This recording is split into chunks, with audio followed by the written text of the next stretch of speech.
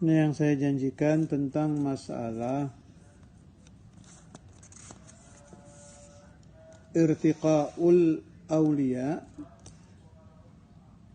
dan mendapat pahalanya para aulia, anbiya, mursalin, dan mereka masih bisa meninggi, lebih tinggi lagi dari maqam yang mereka duduki dalam keadaan mereka sudah mati, sudah di dalam barzakh.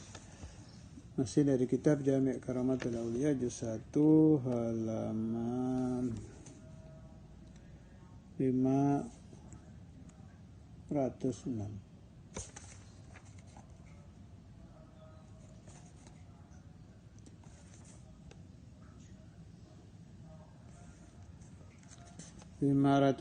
akhir dan 506.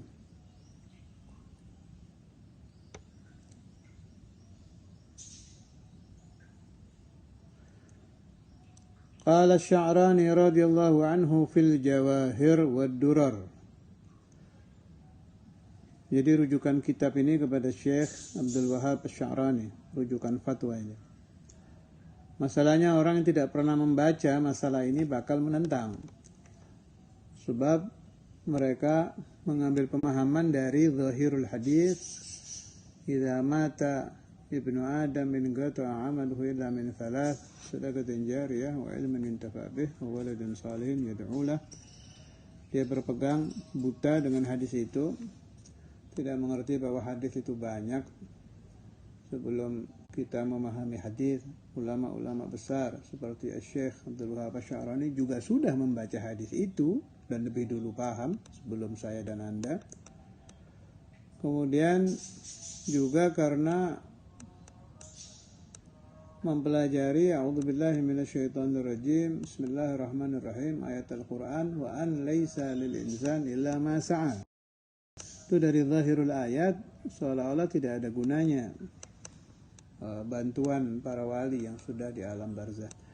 Tapi tolong dipahami, sebelum saya dan Anda membaca ayat itu, ulama-ulama sekali Imam Sya'rani juga sudah membaca dan lebih dulu memahami, lebih dulu dari kita. Yang enak itu kita taklid kepada pemahaman ulama, asalkan ulamanya mu'tabar, diakui, seperti Imam Sya'rani dan mahaguru beliau. Imam Sya'rani menukil pemahaman ini dari gurunya di dalam kitab Al-Jawahir wad-Durar.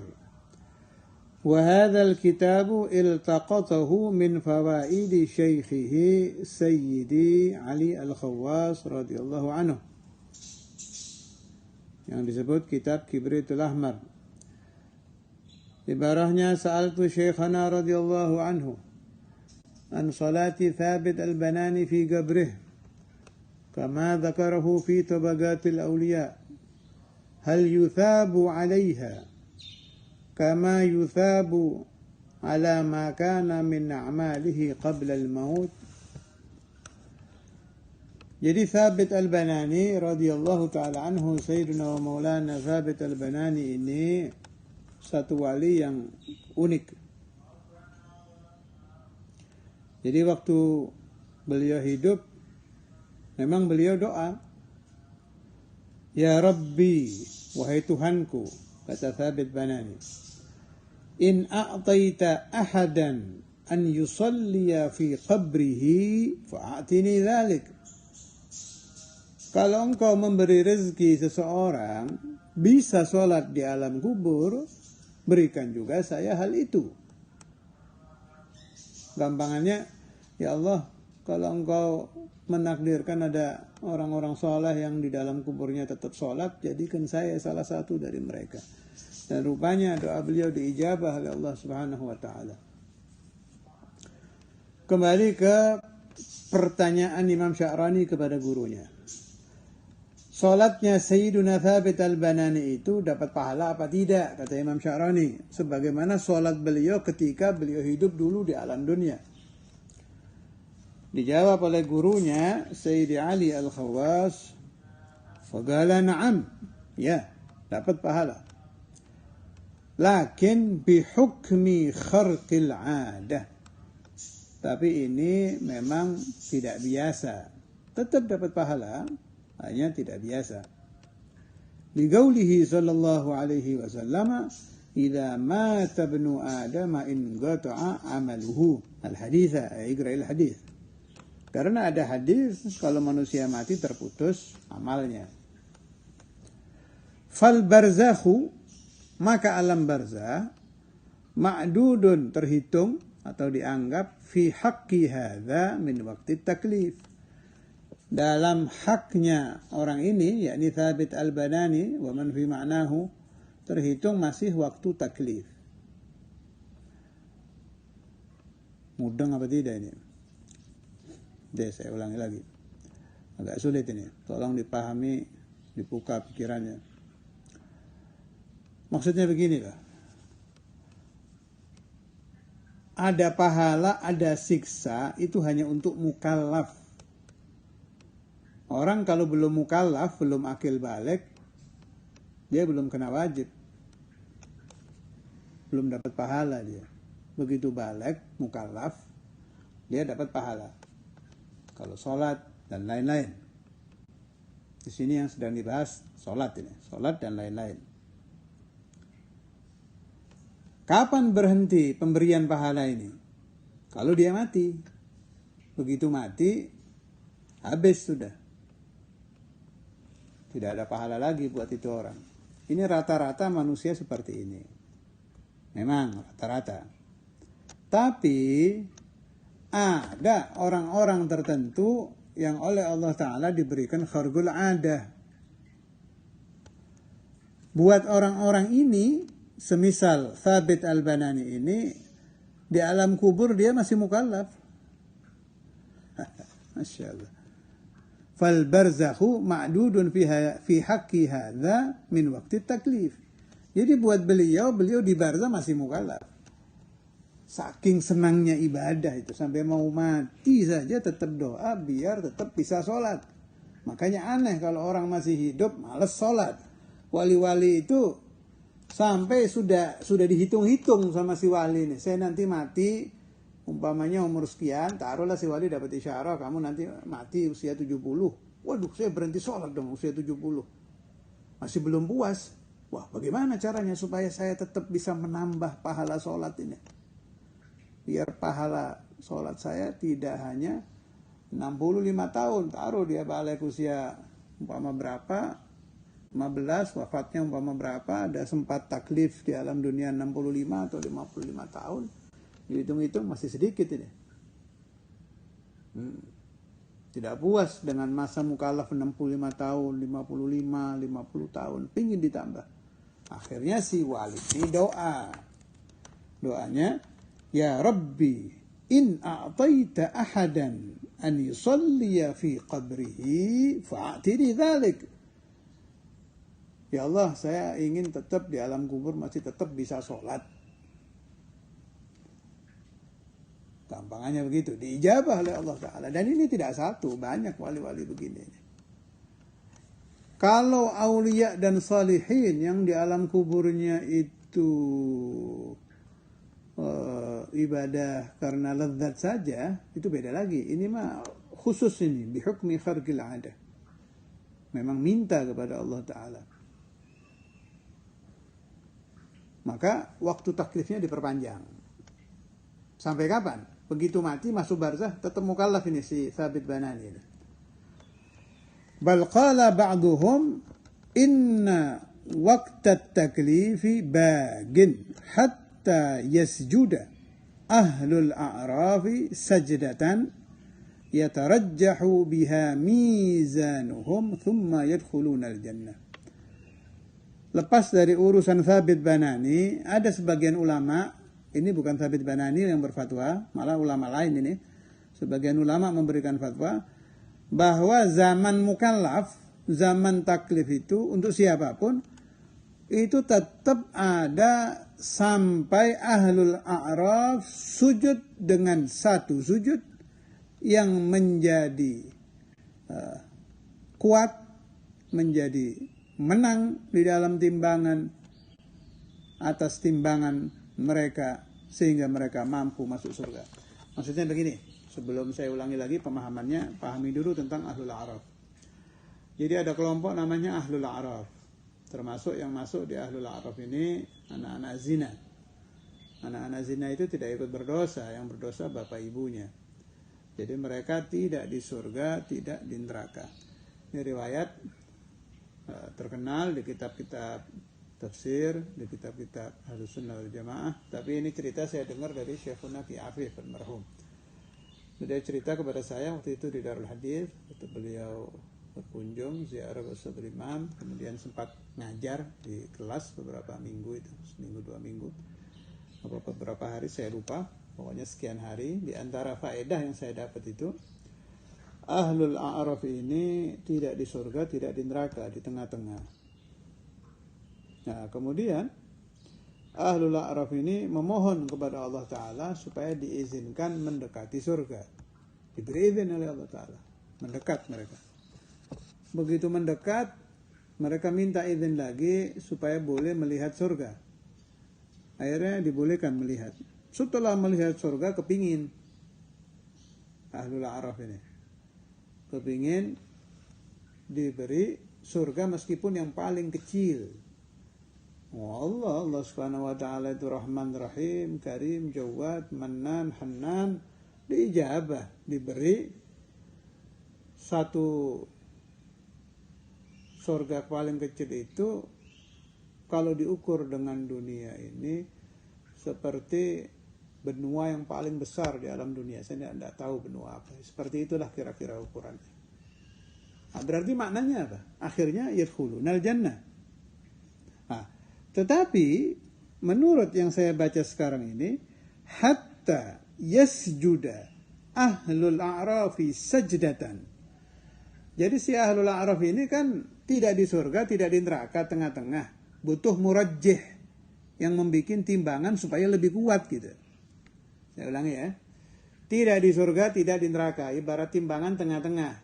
Kalau lebih ke kiri dia masuk neraka, lebih ke kanan dia masuk surga. Ini di tengah. Akhirnya mereka diberi rezeki oleh Allah Ta'ala, ditakdirkan sujud dengan satu sujud. Sajadah saja. Satu sujud ini menyebabkan timbangannya Ahlul A'raf yang menang yang kanan. Jadi lebih kuat timbangan amal kanan. Akhirnya mereka masuk ke dalam surga. Birahmatillahi azza wa jalla. Apa hubungannya kejadian ini dengan yang kita bahas? Katanya ulama, qala falaula anna tilka sajdata fi zamanit taklifi ma aghnat anhum syai'an wallahu a'lam. Seandainya kejadian sujudnya Ahlul A'raf tidak dihitung zaman taklif, tidak ada pahala. Gak ada gunanya mereka sujud. Saya ulangi. Sujud itu berguna, bisa menyebabkan orang masuk surga kalau ada pahala. Sedangkan urusan pahala ini berkaitan dengan zaman taklif, zaman mukallaf. Kalau tidak mukallaf tidak ada thawab. Karena itu betul pendapat ulama yang mengatakan bahwa zaman taklif masih ada ketika itu. Sehingga sujudnya Ahlul A'raf berpahala. Gara-gara satu pahala ini mereka berhasil masuk ke dalam surga. Jadi saya ulangi lagi, ini tidak ijma'ul ulama. Ini pendapat ba'dul ulama, di antara beliau-beliau itu Syekh Abdul Wahab Asy-Sya'rani dan gurunya Sayyidi wa Maulaya Ali Al-Khawas. Dan ada lagi, qala ba'duhum itu berarti selain dua ulama ini. Ini masih panjang ya. Wallahu a'lam. Fakultu lahu.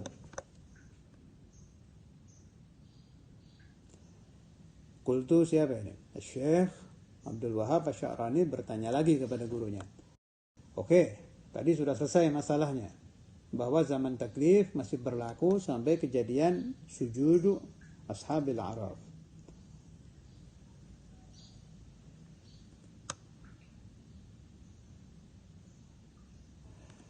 Umpama ini yang ditanyakan perumpamaan ini. Umpama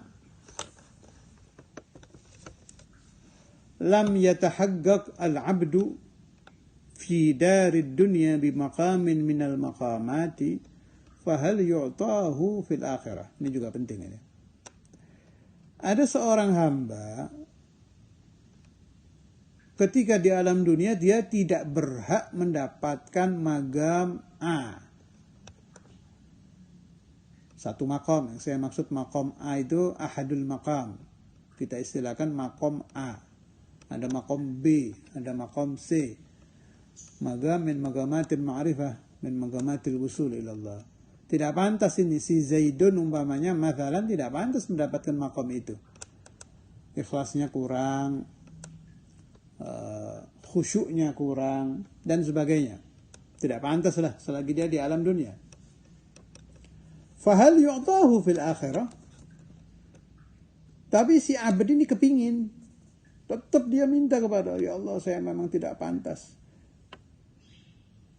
Ya mirip-mirip itulah, mirip-mirip doanya siapa itu. Kalau saya tidak salah doanya satu wali itu siapa? Sayyiduna Abu Nawas. Ada yang baca Abu Nuwas, ada yang baca Abu Nawas. Rahimahullah itu. Ilahi lastu lil firdausi ahla wala aqwa ala an-naril jahimi fahabli taubatan waghfir dhunubi fa innaka ghafiru dhanbil azimi. Makna saya kalau di mizan ditimbang amal saya untuk menjadi ahlul jannah nggak pas, nggak bisa, nggak sempurna, syarat-syaratnya tidak lengkap. Masuk neraka nggak kuat saya. Tapi ada cita-cita si hamba ini. Fahabli taubatan waghfir dhunubi fa innaka ghafiru dhanbil azimi. Nah, orang-orang sebangsa ini yang tidak pantas masuk surga, saya tidak katakan Sayyidina Abu Nuwas itu tidak pantas loh, beliau wali besar itu. Itu beliau sedang memberi contoh saja kepada kita. Ini memang ada orang tidak pantas lah, sholatnya pas-pasan, puasanya pas-pasan, khusyuknya pas-pasan, tapi dia punya roja, ada himmah. Ya Allah, saya ingin di akhirat nanti berada di samping wali-walimu, fi majlisil anbiya wal mursalin wal awliya wal muqarrabin, bahkan fi janibi Sayyidina Maulana Muhammad Rasulullah sallallahu alaihi wasallam. Tinggi himmahnya. Bisa tidak orang semacam ini dapat di akhirat? Sebab akhirat ini negaranya Allah, negaranya presidennya Al-Karim, terlalu dermawan. Faqala radhiyallahu anhu, dijawab oleh beliau, in sa'ala dzalika min babil minnah fajaiz. Kalau hamba tadi memohon kepada Allah karunia, fajaiz, ya, bisa jadi diberi. Ayyu'dahu, bisa jadi dia diberi. Wa in kana min babil jaza fala. Kalau dia diberi hitung-hitungan karena amalnya, ya nggak bisa, amalnya pas-pasan. Ini ada satu harapan ini. Jadi orang-orang seperti kita ini yang belum pernah seumur hidup satu detik pun khusyuk dengan khusyuknya para wali, belum pernah seumur-umur ikhlas seperti ikhlasnya para wali, tinggikan himmah kalau memohon kepada Allah Ta'ala. Kita hanya punya harapan yang disebut sama Imam Sya'rani tadi dan gurunya min babil minnah. Kalau Allah ngasih ya bisa, tidak tertutup kemungkinan, minta saja kepada Allah Subhanahu wa taala.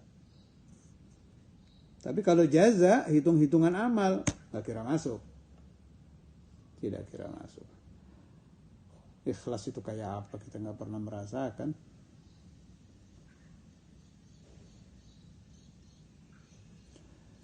Idit taraqi, insyaallah diteruskan besok.